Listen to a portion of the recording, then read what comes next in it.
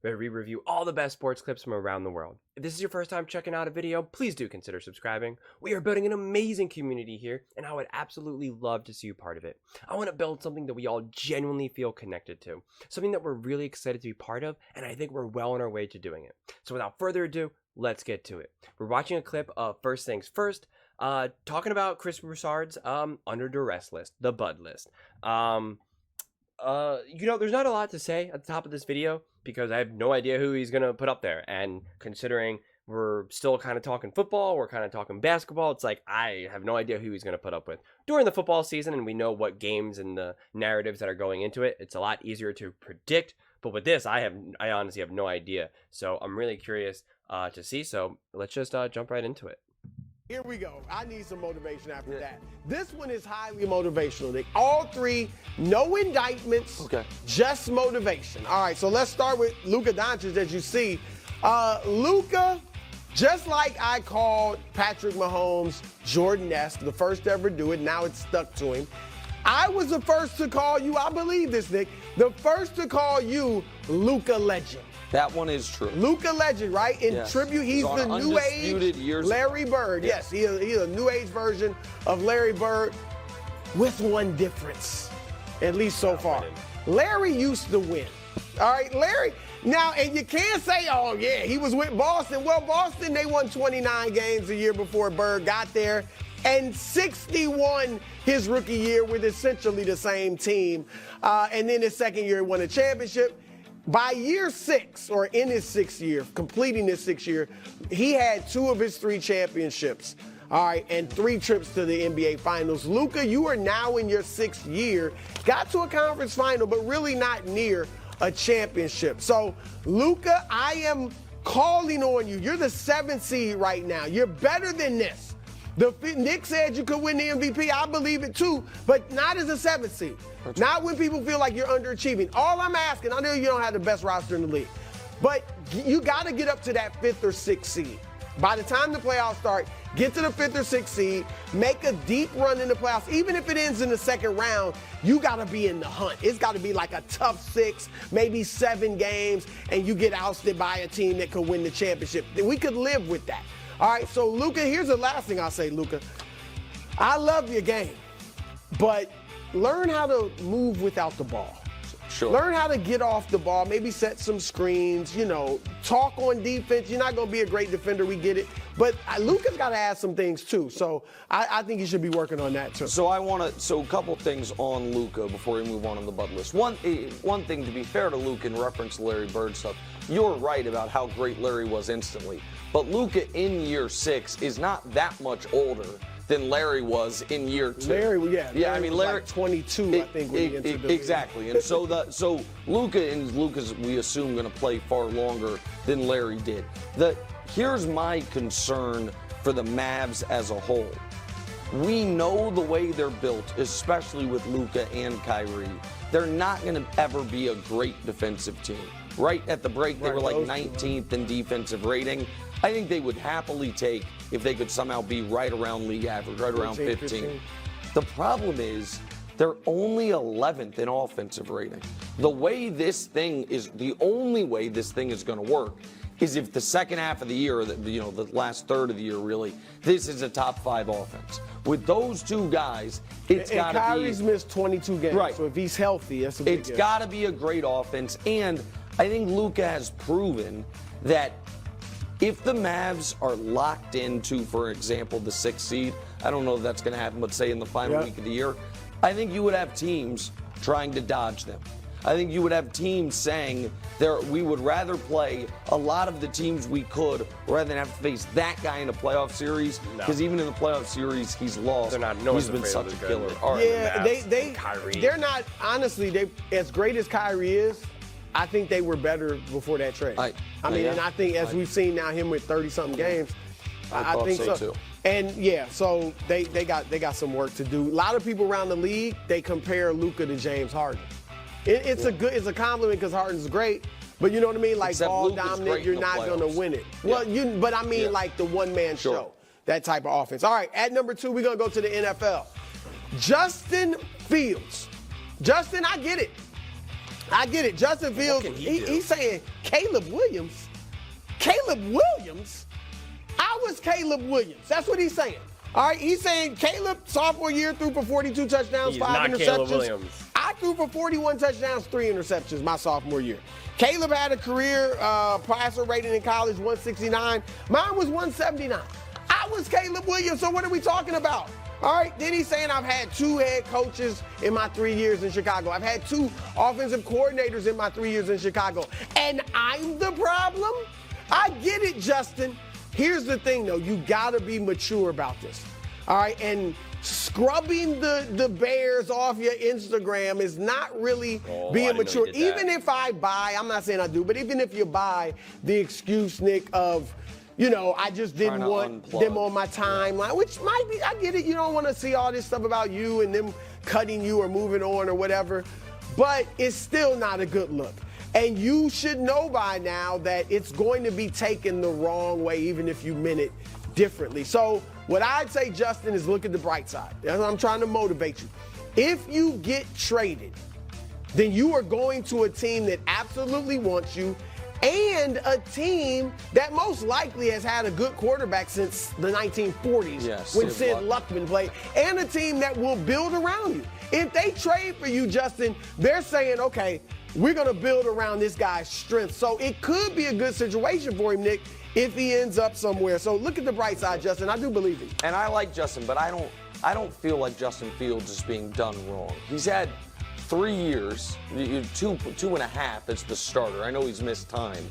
He's never thrown for 2,600 yards.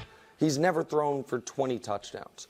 In his career, he's at 40 touchdowns, 30 picks. You want to bring in but he has 14 rushing touchdowns. Most of the highlights are rushing. Yes, but he also has 16 fumbles to go along with the 14 rushing touchdowns. So I'm not writing him off, but I do not think it is the Bears doing him dirty for wanting to draft Caleb Williams. They passed on drafting a quarterback number 1 last year to give you another year. It was another kind of fits and stops year. So I understand it. Go ahead. Now you like the... So I just want to interject real fast because I want to say that Justin Fields is definitely not being done dirty by the Bears. But I do get what Justin, I don't fully get, I can't fully agree with what Nick Wright is saying because Justin Fields was also not put in a position to succeed. And I will always bang this drum of having a good, you need to have a great offensive coordinator, a great offensive head coach to be great as a quarterback, let alone a quarterback like a Justin Fields who has very raw athletic talent that needs to be molded and shaped. And the Bears are not in a position to do that. I mean, that's just the reality. So again, how do you think Lamar Jackson would have been with the Bears? Probably not a 2-time MVP. How do you think Patrick Mahomes would be if he got drafted by the Bears? Would he be winning 3 Super Bowls? I do not think so. How about, Joe Burrow? What if he led them to the Super Bowl? Probably not. So I just don't see it. So I think Justin Fields absolutely deserves another chance. But if I'm the Bears and you have the ability to get Caleb Williams, it's a no-brainer. It's a no-brainer. Caleb Williams and Justin Fields are not the same player. Majority of people believe that Caleb Williams will be significantly better and more transcendent and once-in-a-generational type talent, as well as you reset the rookie clock, in terms of the contract. So now you get to have Caleb Williams, who's supposed to be great, and you get to have him for cheap. The only way that I would keep Justin Fields is if you're able to convince Justin Fields and say, bro, you've not played well at all. We'll sign you to, and I'm making up here, a 3-year deal, 4-year deal, whatever it is. And we're going to pay you I don't know, $30 million a year. Again, I'm totally making up numbers here. But we're not paying you real profound money here. That would be the only thing that I would consider. Because then you could either draft the number 1 spot or you trade the number 1 pick and, you get even more picks or however you want to do it. And then you can just stack that team to just pieces. And then it's like, Justin Fields, you better succeed. right? Like, I think Justin Fields would have succeeded with Shanahan and the 49ers. I'm not saying that he would have been like, a guarantee win a Super Bowl here, but I think he would have been better. And if he's not better, then he's just not a good quarterback. And if in-house there's some good minds in there that just can see he's just not good despite the weapons, despite the coaching, he's just not good. He just doesn't have what it takes. We have to move on from him. Then that's your answer. But that's the benefit of having a great offensive coordinator or a great offensive head coach. They know. And so when a quarterback isn't playing well or the offense isn't doing well, you don't write it. If a quarterback's not playing well, you don't point to Andy Reid or Shanahan or McVay. You just know this is on the quarterback, right? That was the whole issue with Peyton and Russell Wilson. And so you don't get necessarily have that luxury with the Bears, but if you have enough football savvy in there and you're like, okay, I do believe that Justin Fields is good enough that we can win, then I think that is a viable option to say, all right, we're going to pay you like $30 million a year or whatever, and then we're going to stack this team. We're going to get weapons. And again, I would have still went all in though. I would have made a play at Harbaugh. Like, that's what it would have been. I would have been like, we're getting Harbaugh. Or taking a chance and getting, the OC from the Detroit Lions. Like, you would have had to have taken more risks in that regard and been like, okay, this is either going to be amazing and awesome and we got it, or it's a disaster. But the problem is that Caleb Williams is, people are seeing him as like the next evolution of a Patrick Mahomes. And so obviously if you got a Patrick Mahomes and you say, well, we're just going to double down on Jalen Hurts or something, or Dak Prescott, maybe a better example, right? You would be out of your mind. But it is an interesting thought experiment. Would you rather have Patrick Mahomes, but have to pay him like $65 million a year, something outrageous, or get Dak Prescott for $30 million a year, and now you get to stack that roster up to just like a mind-blowing amount of pieces? What would you do? I mean, it's a fascinating question. I don't even really have that answer. My gut would tell me you'd be better off with Dak, paying him $30 million a year and being able to just go out and my God, at that point you could afford A.J. Brown, Diggs, Jefferson. You could just afford everyone. You really could. McCaffrey, it's just like, let's get them all. That money can just be so exciting. And again, I'm making up numbers. I don't, you have to make the numbers like actually work, but like a huge pay cut. So, but I don't see how you could, be successful if you actually have to pay Justin Fields legitimate money, especially before he's proven to be worthy of that. That's the way I see it. Because you broached, I don't know if it was you that threw it out yesterday, about maybe keeping him. I don't think that could work. He'd have to be a good soldier, I guess. But I think there's an argument to be made that you draft Caleb, you keep Justin, and you play Justin. that you do tell Caleb. People say you're Patrick Mahomes 2.0. We're going to do what they do with Patrick Mahomes, and tell Justin, hey man, this is the biggest moment of your career. You know what I mean? You can improve your stock and get a big contract from whoever's going to trade for you. But nobody thinks they're going to do that other than me. That's asking a lot of those guys to be mature at a young age. But anyway, all right, at number one, the aforementioned Caleb Williams. There you go. All right, Caleb, everybody loves you. Everybody loves Caleb. I love you. Nick, there's a big debate on this show. Does Nick think Caleb might be better than Mahomes? No. He says you're Patrick Mahomes 2.0. Yeah. I looked it up. 2.0 means a better version. Now, he's going to say something differently, but I don't know. I'm not sure. All right, but here's the thing. Everybody loved Trevor Lawrence. And jury's still out, in all seriousness. But right now, we don't know if he's going to be great. We don't know if he's going to be a superstar. Other guys, number one, Kyler Murray, Baker Mayfield. They were never Jameis considered Winston. Caleb Williams. All Never right, so considered my Caleb point Williams. is this, Caleb, even if you are drafted number one, which seems likely, and I think that's the smart thing for the Bears to do, you are still going to have to work incredibly hard to live up to your promise. All right, and here's the thing, too. Even though the Bears are not a great organization, and there's obviously been some chatter about you not wanting to go there won't be any excuses, Nick. Like, Joe Burrow going to Cincinnati, which was a place people thought he shouldn't go. a cheap franchise, at least at that point. He turned them around immediately. C.J. Stroud goes to Houston, which had been an embarrassment to the league for the last 5 years or so. He turned them around immediately. So now when you go to Chicago, I personally am not expecting you to necessarily be C.J. Stroud right away, but there will be those expectations that he is great right away. So I would say this lastly, Caleb. In the NFL, the mind is just as important as the body at that quarterback position. You got to be just as mentally strong as you are physically strong.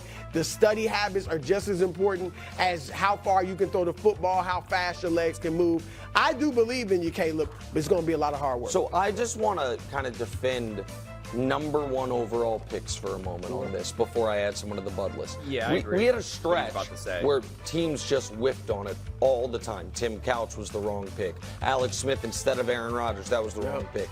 Jamarcus went number 1. Now, Jamarcus, there was actually no good quarterbacks as we now know in that draft, but still. But since then, almost every time, teams have taken the right quarterback, even if they haven't turned into a star. In 2009, it was Matt Stafford who went number 1. That was the right pick. In 2010, Sam Bradford went number 1. Maybe he wasn't the player you'd hoped he would be. The next quarterback taken was Tebow. 2011 was Cam Newton. And it was either Blaine Gabbert, Jake Locker. That's right. 2012, Luck. Jameis, 2015, the other guy is Marcus Mariota. It was still the right, if you were going to, of the quarterbacks, he was the best one. But people thought Jameis. Of course. No, 2016 was Goff. Next was Wentz. Baker's the wrong one. You had Josh Allen, Lamar. Wentz wasn't the number 1 2019, Kyler. The next guy was Daniel Jones, Joe Burrow, Trevor Lawrence. Last year, of course, is the exception. The point I'm making is I understand the draft is something of a crapshoot. Right. Over the last 15 years, number 1 pick quarterback has usually been the right quarterback. I did mention Trevor, who no matter what you think of him, he is the right quarterback from that class. I'm going to add quickly Anthony Davis to the bundles. Not just because you now can play without LeBron tonight, should be able to maybe get a win even without him, only 5.5-point dog. But AD is having a sneaky, excellent, healthy year that no one seems to want to give him credit for because the Lakers as a whole are not performing at the level. While there's scrutiny on LeBron all the time, scrutiny on Darvin Ham, Anthony Davis, maybe quietly, final third of the season, do what we wanted him to do for 3 years, take the baton from LeBron. No, he's not going to do that, and so there's no point of even discussing it. That's just silly. What are we living in a fantasy world? We know exactly who Anthony Davis is. He didn't just magically become a different player in literally like a decade later. So get out of here. We're just making stuff up now. What are we going to say? Anthony Davis is a late bloomer? Get out of here. But to just go back and kind of emphasize what Nick is kind of saying about Caleb Williams and drafting him, and what Brew is saying where there's like no excuse. I disagree with that because, okay, so we use Joe Burrow as an example, but that's not really fair because, again, Joe Burrow, first off, had, some pretty good offensive weapons, and it appears that the coach is a pretty good offensive head coach, which, as we know, matters.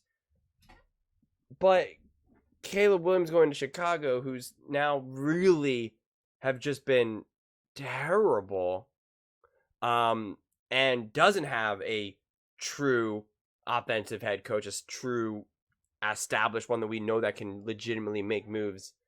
Because we even told us with the Bengals, because the problem with the Bengals, using the Bengals as an example, and I forget his coach, the Bengals head coach's name right now, but he was on the verge of going to being fired, right? People were really questioning, well, is he even that good? And then Joe Burrow came around, and they obviously went to the Super Bowl, and it was great, he's great,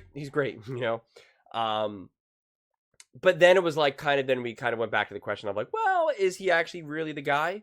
Is he good enough? Or is it really Joe Burrow? And then that debate kind of got asked again when Joe Burrow went down and they had the backup quarterback, and that backup quarterback started playing unbelievable. And it was well, wait a second. Is he actually just a really great offensive coach? Look what he's able to do. And then even Colin Cowherd pointed that out, that all offensive head coaches are able to make do with backup quarterbacks. But then there was some really suspect plays being called in a handful of those games with the backup quarterback that you're just what the heck are you doing right now? Right? Some bizarre trick plays that were really just highly unnecessary. And and really, mess things up. So, which makes it for me very difficult to gauge. And again, especially since Joe Burrow keeps getting injured, and you keep having these like uneven seasons, it's like kind of hard to gauge. And I just wouldn't say that the Cincinnati Bengals were automatically like this success now. Yes, they went to the Super Bowl, but they haven't been back there yet. And again, it's hard since Joe Burrow keeps getting injured, and he has legit reasons why they didn't win, bad offensive line, just all of these other key things. But so that's that aspect. And Caleb Williams, I just don't know if you just can't point to another team, a completely different organization with a completely different GM, with a completely different track record, with a completely different coach, with a completely different track record, with a completely different offensive coordinator, defensive coordinator, all of these things, and just say, well, this other organization was able to do it, so you should be able to do it too. It's just, I just don't believe it. I don't believe that if you drafted Patrick Mahomes and had Freddie Kitchens as in Tampa Bay as their head coach, or oh my God, the guy before him, can't think of his name right now. It was on the tip of my tongue and then I lost it. I don't think the Cleveland Browns are now going to the Super Bowl and winning Super Bowls here. I just don't see it. I just do not see it. So I'm just like, and we know how amazing Patrick Mahomes is. So, and I just don't think that if Patrick Mahomes played for the Carolina Panthers this past season or the season before, that the Panthers are automatically just like this great team. Would they be better? Obviously, of course. But would they all of a sudden be Super Bowl contenders? No. The answer is just no. It's just not. We saw Patrick Mahomes struggle with the Chiefs this year. And that was the whole talk during the whole season. That's why he didn't play as good. That's why people were even giving him the benefit of the doubt for not winning and all of this.